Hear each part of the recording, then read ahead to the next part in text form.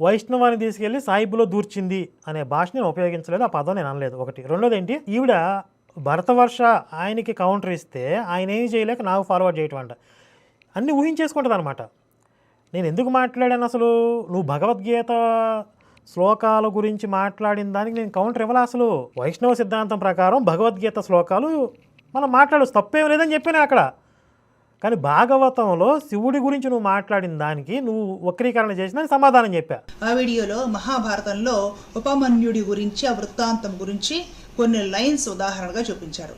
ఖచ్చితంగా ఈ శివశక్తి కరుణాకర్ అది చూపిస్తాడని ఈ వైష్ణవ వ్యతిరేక కొలగజ్జి కుక్కలు ఎవరైతే ఉంటారో, ఈ పదం అండర్లైన్ చేసుకోండి. వైష్ణవ వ్యతిరేక కులగజ్జి కుక్కలు ఎవరు వీళ్ళు? అసలు వైష్ణవానికి వ్యతిరేకంగా కులగజ్జి కుక్కలు ఉండడం ఏంటి? ఇది నేను ఎక్కడా వినలేదు. ఎవరిని ఉద్దేశించి ఉంటుంది అంటే నాకు అర్థమైనంత వరకు చెప్తాను, నా వెర్షను. అది తప్పో రైటో తనే చెప్పాలి. వైష్ణవం అంటే అన్ని కులాల వారికి వైష్ణవ దీక్ష ఇస్తారు. బ్రాహ్మణ ఆధిపత్యం అహంకార భావంతో ఉండే కొంతమంది అందరినీ సమానం చేసేస్తారేంటి మీరు అని కొంతమంది దీన్ని వ్యతిరేకిస్తున్నారు అనే భావన ఈవిడికి ఉంది బహుశా. కాబట్టి ఆ కులగజ్జి అని మాట్లాడుతుంది. నిజానికి బ్రాహ్మిన్స్లో ఎంతోమంది సంస్కరణవాదులు లేరా? మనకి పూర్వం వచ్చినటువంటి శంకరాచార్యులు వారు బ్రాహ్మణి కదా, వారు అన్ని వర్గాల వారిని ఆదరించలేదా? రామానుజాచార్యులు వారు బ్రాహ్మణి కదా, నిమ్న వర్గాలకి కూడా ఆయన మంత్రోపదేశం చేయలేదా? ఇప్పుడున్న జగద్గురువులు ఎవరు? అంతెందుకు మన పూజ్యశ్రీ శనజీయ స్వామి వారు ఎవరు? ఎవరో ఒకళ్ళిద్దరిని పట్టుకుని ఇంతమంది మహానుభావులు పుట్టిన కులాన్ని దూషించడం తప్పు కదా. ఆ కుక్కలు ఉపమన్యు వృత్తాంతాన్ని కరుణాకర్కి ఫార్వర్డ్ చేస్తారని నాకు తెలుసు. అంటే ఈవిడ ఉద్దేశం ఏంటంటే, నేను స్వతహాగా మహాభారతం చదివి ఫలానా విషయం ఉంది అని తెలుసుకునే సామర్థ్యం నాకు లేదు, కాబట్టి ఇంకెవరో నాకు ఫార్వర్డ్ చేశారు. మహాభారతం పుస్తకం నేను కొనుక్కోలేనా, చదవలేనా? చదివితే నాకు అర్థం కదా. నా మీద అసలు ఆవిడ అభిప్రాయం ఏంటి చూద్దాం. కరుణాకర్కి మహాభారతం చూసే అంత చదివే అంత టైం లేదు.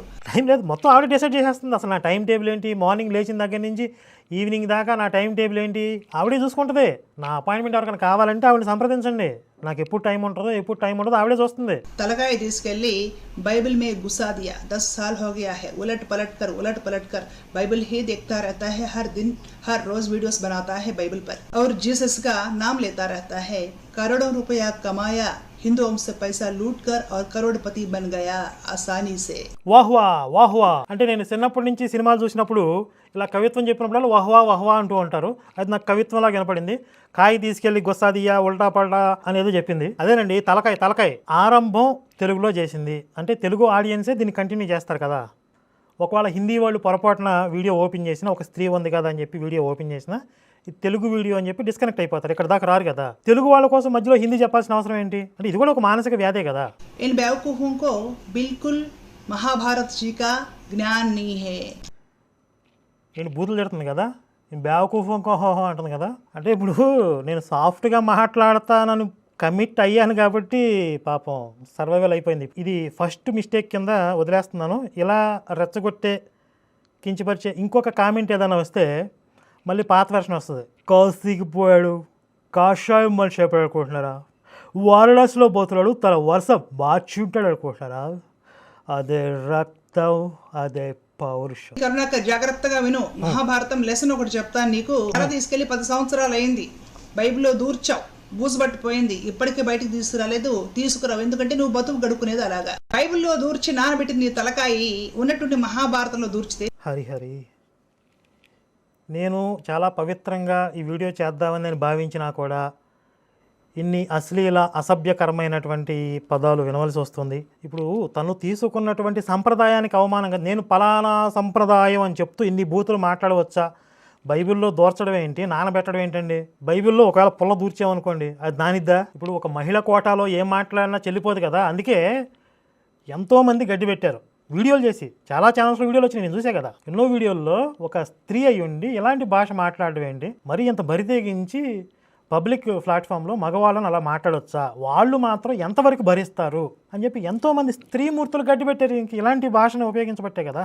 ఇంతకీ కృష్ణ పరమాత్మ ఉపమన్యుని కలవడానికి ముందు అసలు బ్యాక్గ్రౌండ్లో ఏం జరిగింది అనేది చూస్తే, జాంబవతీ దేవి కృష్ణ పరమాత్మ దగ్గరికి వెళ్ళి, స్వామి, ఇంత క్రితం నీవు రుక్మిణీదేవి ద్వారా సంతానాన్ని కన్నావు, ఎలాగా? శివుడిని ఆరాధించి. అలాగే ఇప్పుడు నాకు కూడా సంతానాన్ని పొందాలని ఉంది, కాబట్టి నీవు శివుడిని ఆరాధించి నాకు సంతానాన్ని ప్రసాదించు అని కోరుతుంది. ఇక్కడ జాగ్రత్తగా గుర్తుపెట్టుకోండి, తను చెప్పిన పాయింటే. జాంబవతీ దేవి శ్రీకృష్ణుడి దగ్గరికి వచ్చి, స్వామి, గతంలో నీవు శివుణ్ణి ఆరాధించి రుక్మిణీదేవి ద్వారా సంతానాన్ని పొందావు కదా, నాకు కూడా అదేవిధంగా సంతానం కావాలి అని అడిగిందట. ఈ ఉపమన్యువు చేసిన ఉపదేశాన్ని శ్రద్ధగా ఆలకిస్తున్నాడు కృష్ణ పరమాత్మ. ఉపమన్యువు ఏమని చెప్తున్నాడు? ఇదే అధ్యాయంలో 231వ శ్లోకం చూడండి. మహేశ్వర లింగాన్ని తప్ప మరెవరి లింగాన్ని అయినా సర్వదేవతలలో ఎవరైనా అర్చిస్తున్నారా? పోనీ ఇంతకు ముందు ఎప్పుడైనా అర్చించారా? నీవు విని ఉంటే చెప్పు అని కృష్ణ పరమాత్మను అడుగుతూ ఉన్నాడు అన్నమాట. మహేశ్వరలింగాన్ని అని అంటే మహేశ్వరుడి యొక్క ప్రతిమని, ఆయన యొక్క చిహ్నాన్ని కాకుండా ఇతర దేవతలలో ఎవరైనా అర్చిస్తున్నారా అని ఆయన అడుగుతున్నాడంట.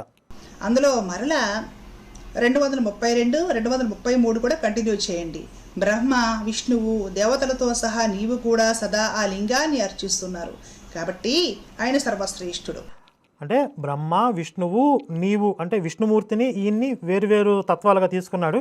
అయినప్పటికీ నీతో సహా సర్వదేవతలు కూడా మహేశ్వర లింగాన్ని అర్చిస్తున్నారు కదా అని ఉపమన్యువు చెప్తున్నాడు. ఇక్కడ మనం గమనించాల్సింది ఏంటంటే శ్రీకృష్ణుడు దాన్ని తప్పు ఖండించలేదు.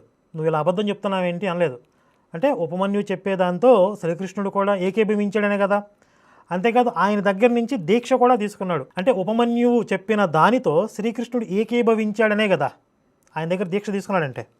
శివ సహస్రనామాలు కూడా కృష్ణ పరమాత్మకి ఉపదేశించడం జరుగుతుంది. ఈ ఉపదేశం అంతా అయిపోయిన తర్వాత కృష్ణ పరమాత్మ 6 నెలల పాటు ఉపమన్యువు సలహా తీసుకొని శివుడిని అర్చిస్తాడు, లేదా శివుడిని తపస్సు చేస్తాడు అని కూడా చెప్పుకోవచ్చు. మనం చెప్పుకోవడం కాదు, తపస్సే చేశాడు అక్కడ.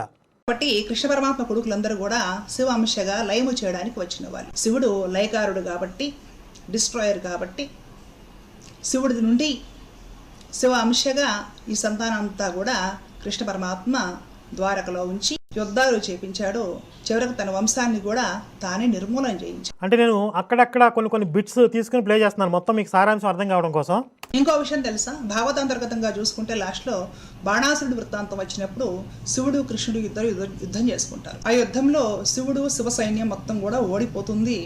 కృష్ణ పరమాత్మ అలాగే వైష్ణవ సైన్యము గెలుస్తుంది. అందులో ప్రద్యుమ్నుడు కొట్టిన దెబ్బలకి తాళలేక సుబ్రహ్మణ్య స్వామి నెమలి వాహనం ఎక్కేసి పలాయనం చెత్తగించినట్లుగా కూడా కనపడుతుంది. శ్రీమద్ భాగవతంలో శ్రీకృష్ణుడికి శంకరుడికి జరిగిన ఆ యుద్ధం గురించి నేను మళ్ళీ ఎక్స్ప్లెయిన్ చేస్తాను.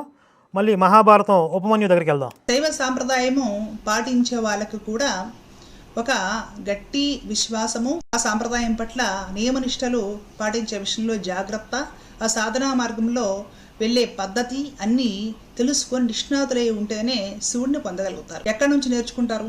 శ్రేష్ఠులు ఎవరైనా సరే ఆచరించి చూపిస్తే అక్కడ నుంచి నేర్చుకుంటారు. వాళ్ళు ఏ విధంగా వారు కోరుకున్న గమ్యాన్ని సాధనా మార్గం చేత చేరాలి అనేది కృష్ణ పరమాత్మ ఆచరించి వాళ్లకు ఆదర్శవంతంగా చూపించడం జరిగింది. మహాభారత అంతర్గతంగా ఇవన్నీ కనపడతాయి. మరలా ఇవేమీ కూడా శ్రీమద్ భాగవతంలో ఉండవు. శైవులకి ఒక సాధనా మార్గాన్ని, ఆరాధనా పద్ధతిని చూపించడానికి, శివుణ్ణి ఏ విధంగా ఆరాధించాలో అనే విధానాన్ని చూపించడానికి శ్రీకృష్ణుడు ఆ విధంగా చేసి చూపించాడు అని ఈవిడ చెప్తుంది. కేవలం శైవులకి మాత్రమే నేను ఈ మార్గాన్ని చూపిస్తున్నాను, ఈ విధంగా శివుణ్ణి ఆరాధించాలి అనేది శ్రీకృష్ణుడి ఉద్దేశంగా మనకి ఎక్కడ కనపడదు. అందుకే ఈవిడ ముందు ఏం లీడ్ తీసుకుంది? ఉపమన్యువు అనే వ్యక్తి శైవుడు కదా అనే అంశాన్ని తీసుకుంది ఈవిడ. ఇప్పుడు శ్రీకృష్ణుడు అవతారమూర్తిగా ఉన్నప్పుడు లోకంలో ఒక మార్గాన్ని ఆచరిస్తున్నాడు, అందులోనూ భక్తికి సంబంధించి ఒక ఆరాధన పద్ధతిని అనుసరిస్తున్నాడు. అంటే లోకమంతా ఆయనను అనుసరిస్తుందనే విషయం ఆయనకి తెలుసు. లోకమంతా నన్ను చూసి అనుసరిస్తుందనే విషయం శ్రీకృష్ణుడికి తెలిసినప్పుడు కేవలం శైవులకి మాత్రమే అని ఆయన ఎందుకు అనుకుంటాడు? ఒకవేళ అలా అనుకుని ఉంటే ఆయన స్పష్టంగా చెప్పి ఉండేవాడు, ఇది కేవలం శైవులకి మాత్రమే అని. ఇందులో ఇంకొక పాయింట్ ఏంటి? ఆల్రెడీ శైవుడైనటువంటి ఉపమన్యువు శ్రీకృష్ణుడికి శివ ఆరాధనా పద్ధతిని బోధించాడు అని చెప్పి. అంటే ఆల్రెడీ ఒక మార్గం ఉంది కదా లోకంలో. ఉపమన్యువు, ఆయన పూర్వీకులు వీళ్ళందరూ ఆచరిస్తున్నారు కదా ఆ మార్గాన్ని. మళ్ళీ శ్రీకృష్ణుడు కొత్తగా నేర్పించాల్సిన అవసరం లేదు కదా. అంటే ఆ అవతారానికి పూర్వమే శివ ఆరాధన అనేది లోకంలో ఉన్నప్పుడు శైవులు ఆ మార్గాన్ని అవలంబిస్తున్నారు. మళ్ళీ కొత్తగా వాళ్ళు నేర్పించాల్సిన అవసరం లేదు కదా. అంటే పరమశివుడు ఎంత గౌరవనీయుడు, ఎంత పూజనీయుడు. మనం ఒక సుపుత్ర ప్రాప్తిని పొందాలంటే పరమశివుడి యొక్క ఆరాధన చేయాలి అనే మెసేజ్ ఇవ్వడానికి కదా ఆయన ఆరాధించింది శివుణ్ణి. నిజంగా శ్రీకృష్ణ పరమాత్మకి కోరికలంటూ ఏమీ లేవు, ఆయన తలుచుకుంటే సాధ్యంగా ఏమీ లేదు. కానీ లోకమంతటికి ఒక మార్గాన్ని చూపించే పని చేస్తాడు తప్ప ఒక కులం వాళ్ళకి ఒక వర్గం వాళ్ళకి ఉద్దేశించి ఆయన చేయడు కదా. అలాగే బ్రహ్మాండ పురాణాంతర్గతంగా ఈ లలితా సహస్రము ఇవి ఉంటాయి. హయగ్రీవుడే ఇచ్చాడు. హయగ్రీవుడు ఆచరించాడు కాబట్టి మనం కూడా ఆ మార్గంలో ఆచరించి శక్తిని పొందాలి అని ఒక పూనిక పెట్టుకొని శాక్తేయులు ఆ మార్గంలో వెళతారు. అక్కడ హయగ్రీవుడు లలితా సహస్రనామం ఇచ్చాడంటే అది శాక్తేయులు గట. ఇక్కడ ఈవిడు చెప్పిన వెర్షన్ తీసుకుంటే ఇంకేదైనా పురాణంలో శివుడు మహావిష్ణువుని ఆరాధన చేశాడు అని ఉందనుకోండి, అప్పుడు ఏం వ్యాఖ్యానం చేయొచ్చు?